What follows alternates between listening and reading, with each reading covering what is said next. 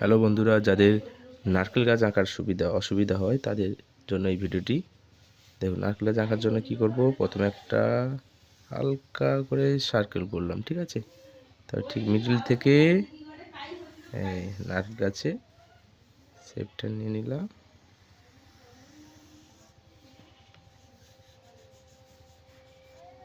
ঠিক আছে, এই রাউন্ডের মধ্যে নারকেল গাছের পাতা করার জন্য এই রাউন্ডের মধ্যে রাখতে হবে নারকেল গাছের পাতা।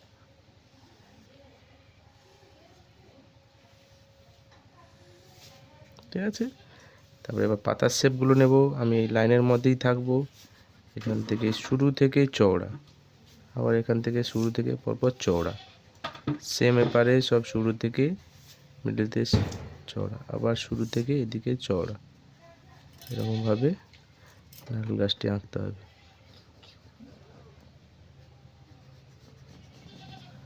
ঠিক আছে, এখানটায় নারকেল করে দিতে পারো, একদম সহজ পদ্ধতিতে।